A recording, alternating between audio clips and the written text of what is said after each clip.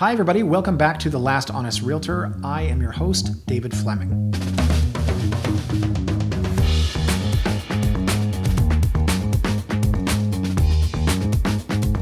I have never sold a pre-construction condo in 20 years in this business.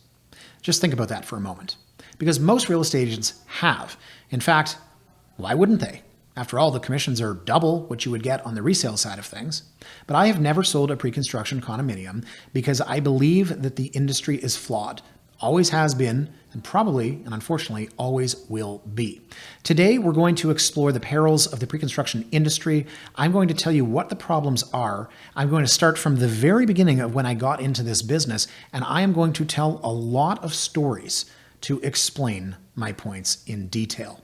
So if you look at what's happening out there right now, it's 2024. There are a lot of people hurting. People that are trying to unload assignments. Assignments are them trying to assign their contract, their agreement to purchase and sale. So when they say, I'm trying to sell my condo, they don't own a condo. They own a liability. They have a piece of paper, and it says that they bought a condo for $600,000 5 years ago that might be worth $480,000 now. Not only do they not want to close on this, but they might not have the money to. That is something that, if I'm going to be completely honest, I saw coming a mile away.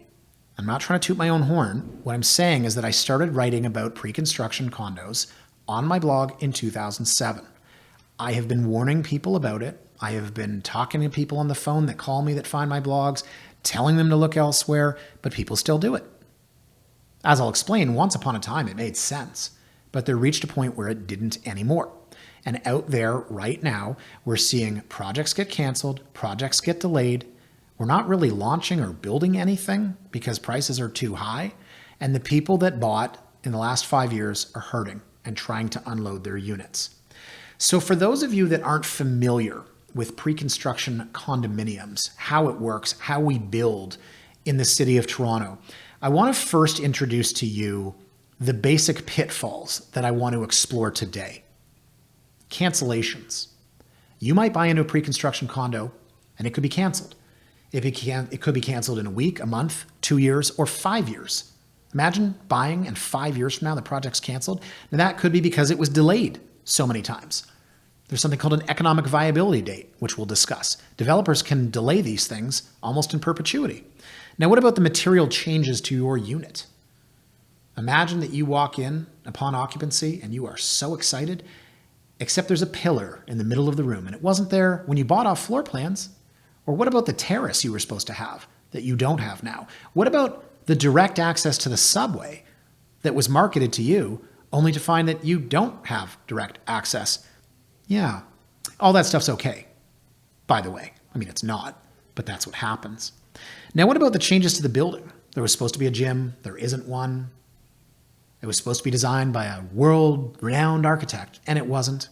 These are things that maybe don't matter, but the developers still get away with them.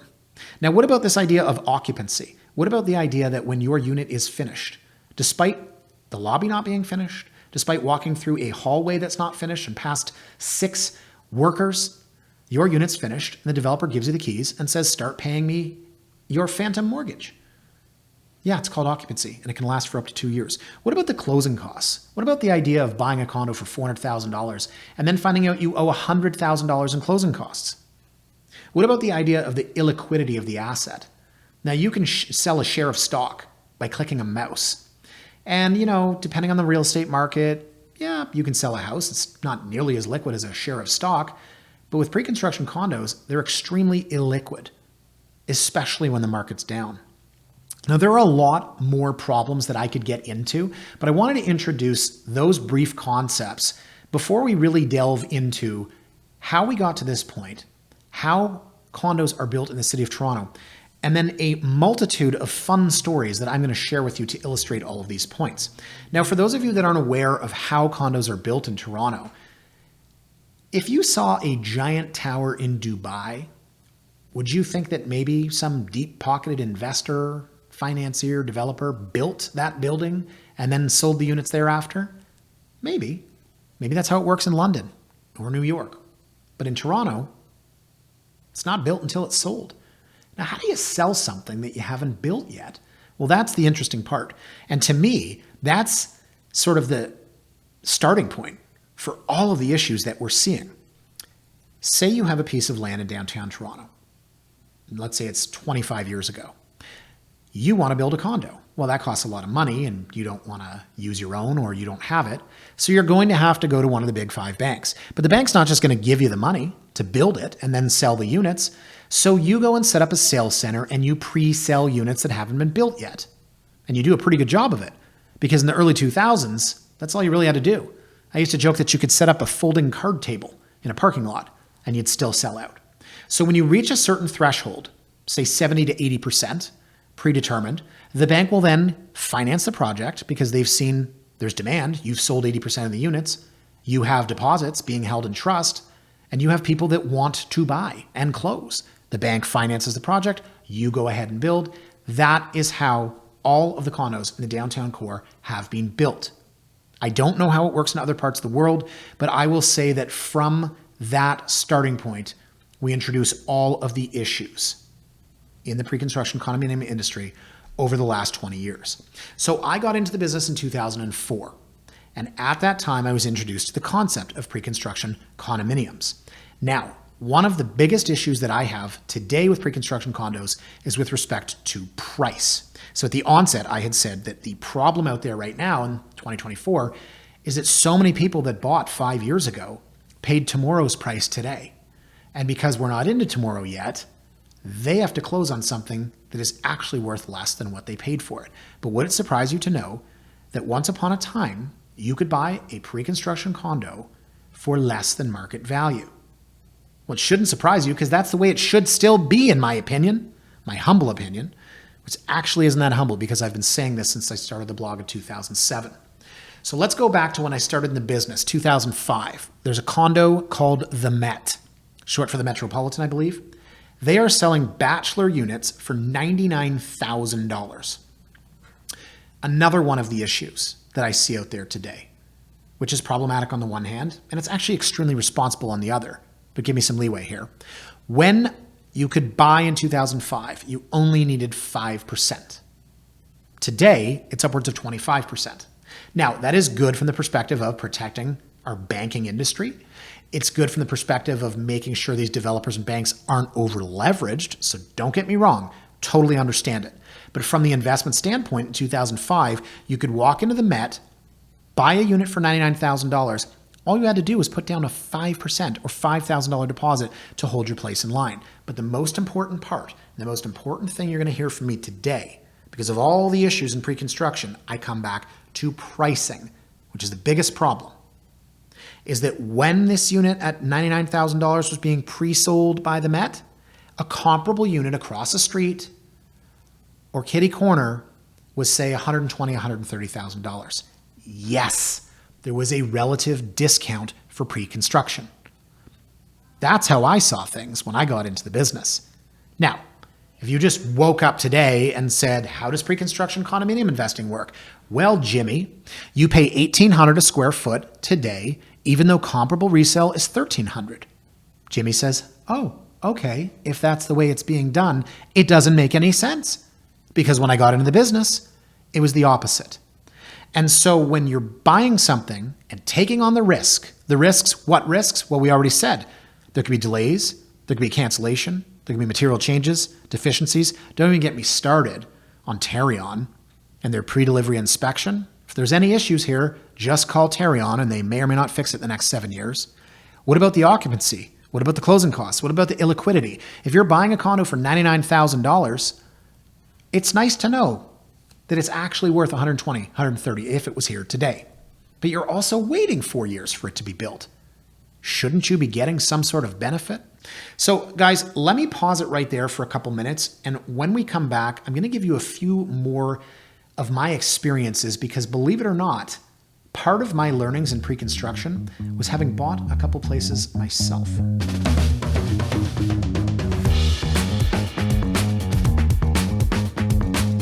Welcome back. Now, before the break, I mentioned that a lot of what I know and a lot of what I learned was through an experience of mine.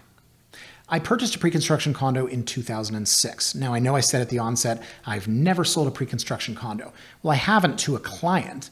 I have bought and sold a couple on my own. Now, of course, I'm in the business. I would think it's a little bit different. Whatever industry you're in, you're probably more knowledgeable than I am.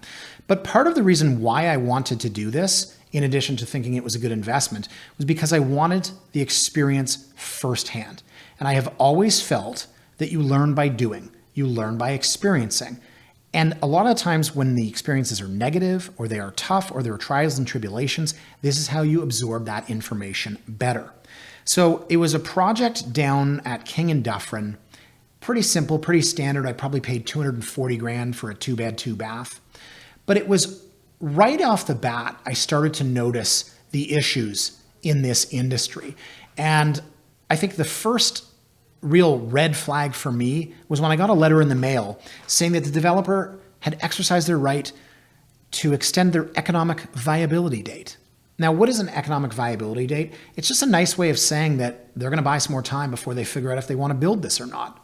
And I want to read to you a clause here that was in an agreement, similar to the one that I signed, similar to the one that everyone signs in pre-construction. It says, notwithstanding the provisions of paragraph 14 hereof, which I assume is the closing date, the completion of the transaction contemplated by this agreement is conditional upon the vendor being satisfied before December 31st, 2008, in its sole and absolute discretion with respect to the economic feasibility of proceeding with the development. Then it goes on and it continues, the vendor may unilaterally extend this condition for not more than 3 periods of up to 6 months each. So the economic viability is the developer at best deciding if they want to proceed and at worst just stretching out the timeline. Because in theory, if prices are rising, well, sure, then it makes this thing more viable from the standpoint of selling the last 20% of the units that they're going to finish when this thing's built. So the second experience I had with one of the pitfalls is when I got a phone call from somebody that sounded like they were reading off a script, and she said, just to let you know that the ceilings in your unit are being changed from 10 feet to 8 feet. We do not believe that under the Act, this constitutes a material change. And I said, whoa, slow down. She basically just repeated it again. She was reading, which is fine because she was just making phone calls. But what she meant was that I had purchased a loft with 10-foot ceilings. They were telling me they were changing the ceiling height to 8 feet. Now, the reason why is because if this is a 20-story building and you're taking 2 feet from 20 stories, now you have 20 more feet. You could build 2 more stories, maybe with 10 feet ceilings, penthouses perhaps. But what it essentially meant was that they were telling me what I had purchased I was not getting. And she said, we do not believe this constitutes a material change under the Act. A material change is something that by definition is, well, material. It makes a difference. But the definition is a gray area. So the developer will put a clause in their agreement of purchase and sale that allows them to define material changes. And if you disagree, well, you're going to have to close and then take them to court thereafter. So fine, my 10-foot ceilings are now 8 foot and I can't do anything about it. But that's another major part of this. And I want to read to you another clause that is in these agreements. It says, the purchaser acknowledges and agrees that the vendor may insert or add any items, including without limitation, windows, columns, firewalls, conduits, beams, and or bulkheads within or adjacent to the unit, and or remove, change, delete, vary, alter, or modify the number, size, and location of any of the foregoing. So what that means is that what you buy on the floor plan isn't necessarily what you're going to get. You could buy off a floor plan that is a complete rectangle. Great. It's really good for furniture placement. Then you walk in and there are 4 giant pillars. They weren't on the floor plan, but did you not read the clause there? It says firewalls, conduits, beams, bulkheads. Essentially, what I learned is that the developer can do anything they want, and you, as a consumer, can't stop it. Now, another thing I learned over the years, unfortunately, is never underestimate how creative or devious a developer could be if they wanted to. Every unit has heating and cooling. Every condo, that is.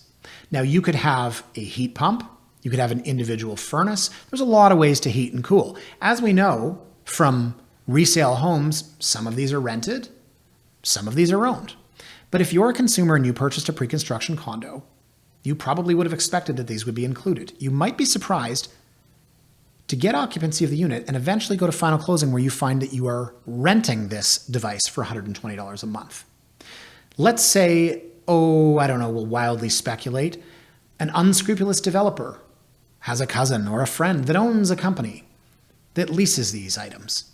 And let's say that that developer puts one of these items in every single condo in a building and ties that buyer, that occupant, soon to be that unit owner, to a $120 a month contract. This actually happened in a condo downtown, and I could not believe it. And it just stunk to high heaven. But it can happen. And as I said, don't ever underestimate how unscrupulous some developers could be or how creative. Now, I would like to think that this isn't happening anymore. I would like to think that over the years, enough warning flags have been raised. And there was an MP named Rosario Marchesi. He was an MP in the early 2010s, who was the first person to really stand up and say, hey, we need more protection for condo buyers and these consumers. And everyone said, yeah. And nothing ever happened. I always said, we need to rewrite the Condominium Act. How is this happening? And it wasn't really until 2020, 2021, that Doug Ford and others used to stand up and say, we can't allow this to happen because we started to see an increasing number of condo cancellations. Now, condos have been canceled routinely since I got into the business in 2004. And years and years and years ago, there was a high-profile cancellation called the Museum Flats, which I wrote about on my blog.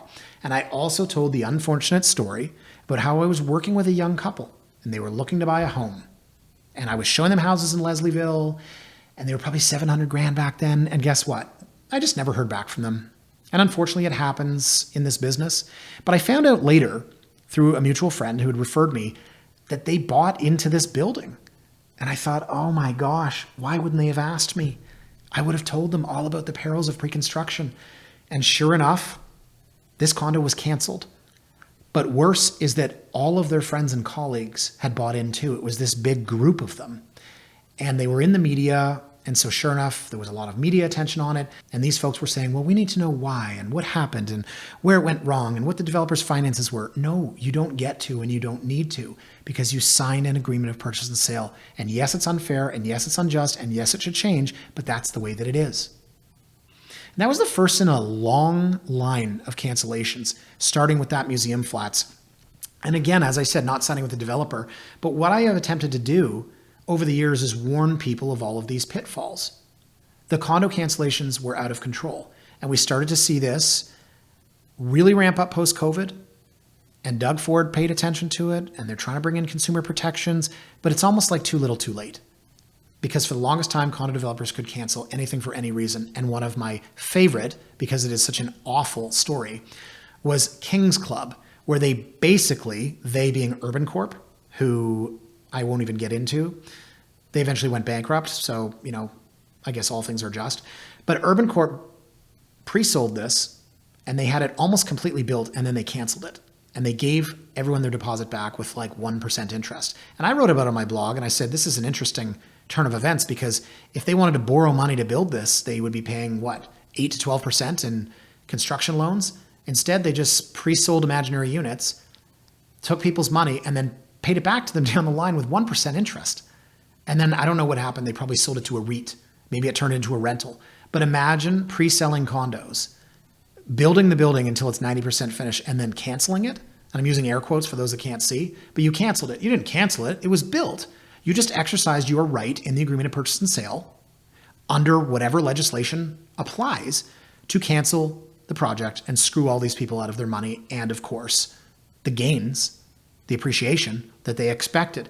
King's Club was a very high-profile consolation, and Sue Pigg at the Toronto Star is one of the best real estate reporters in the years that I've been in real estate. She wrote about that and got people to pose for the art, for the newspaper, and interviewed a lot of people and heard their stories. And we started to see more of this in Toronto Life and with, townhomes outside the city of Toronto. Or there were stories about, I paid $1 million, then the market crashed. Why are they, the developer, selling units for $700,000? It's not fair.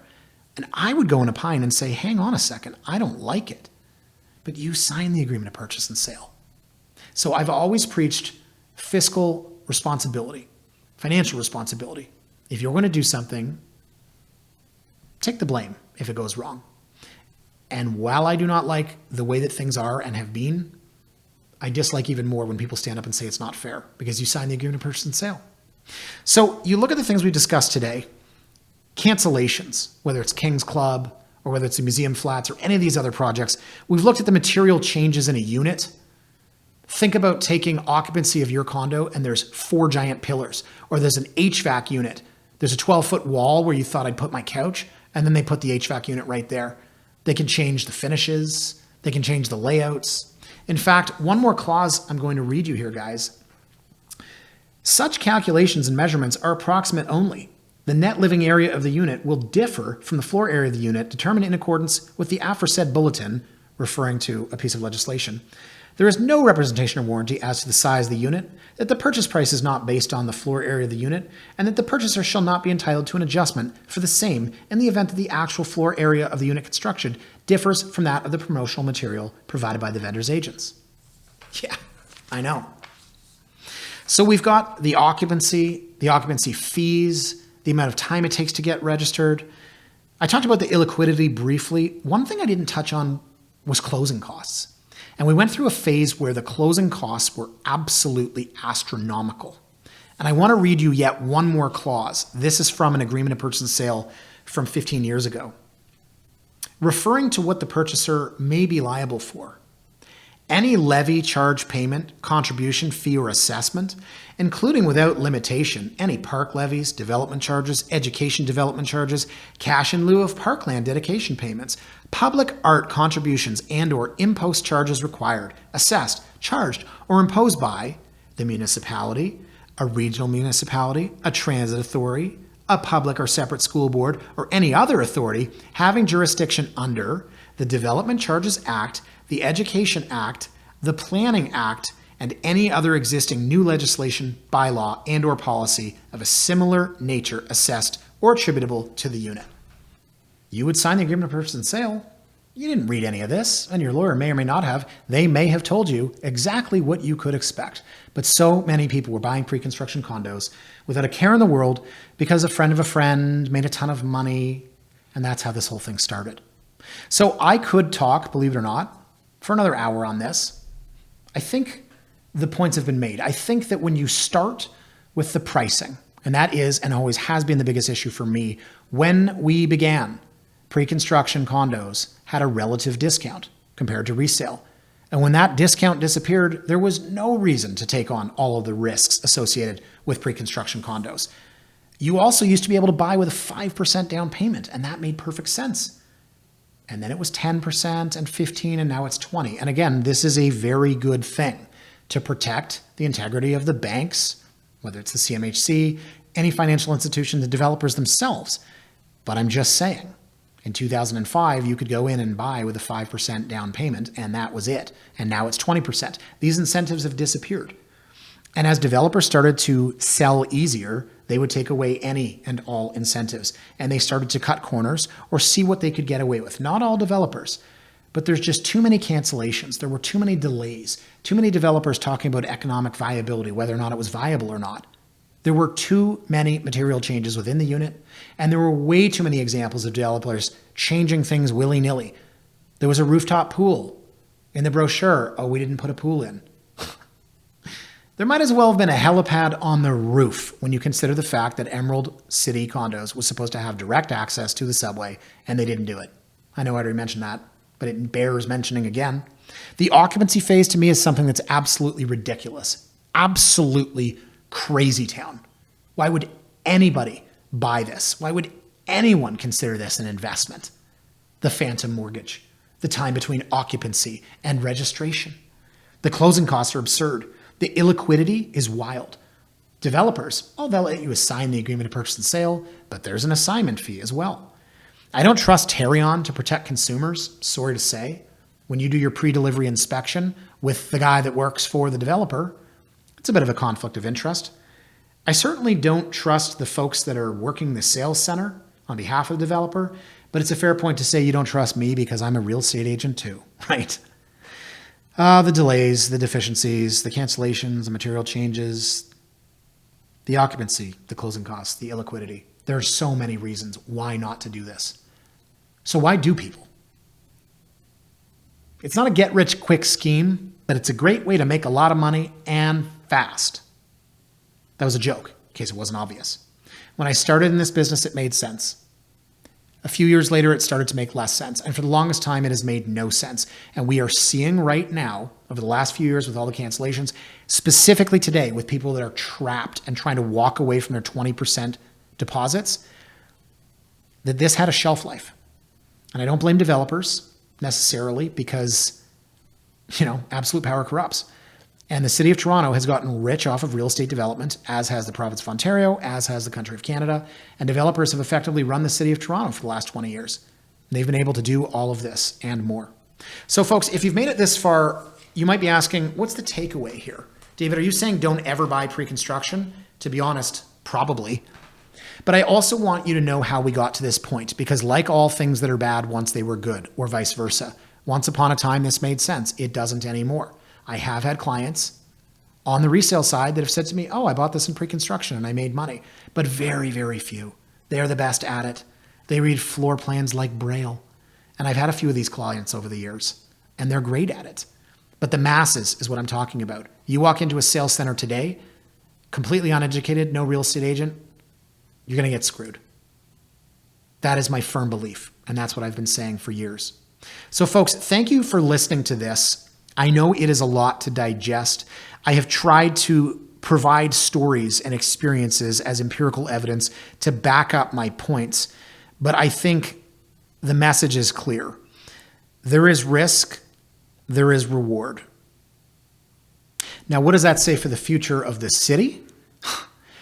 If you go back to the beginning of this podcast, remember, we only get condos built when people pre-buy them. So I'm the one saying don't buy pre-construction condos. I'm the one saying that the risk isn't worth the reward. I'm the one saying there is no reward anymore. Now, the irony there is that if no one's buying pre-construction condos, developers won't build them. Remember what I said at the onset. This is how condos are built in Toronto. So in a perfect world, everything that I just said would be cleaned up. But you can't outlaw cancellations. You can't stop delays from happening. There are certain parts of this that are just simply part of the game. But the good news is there's still resale, houses and condos. Of course, pre-construction condos are only a very small part of the real estate market and the real estate industry. They just happen to represent something that I've been so passionate about over the last 17 years, really for the full 20 years that I've been in the business. And today for me, it was an opportunity to just put it all together. All of the experiences, all of the thoughts, the videos that I've done, that I've reflected on, all of the blog posts, the interviews that I've done with media, and explain it once again in a podcast, which I certainly hope you enjoyed. So folks, please, if you are listening, like, comment, or subscribe. If you are watching on YouTube, do the same. And hey, this was fun. Let's meet here again next week. I'm your host, David Fleming. This is the Last Honest Realtor. Thank you for watching and listening.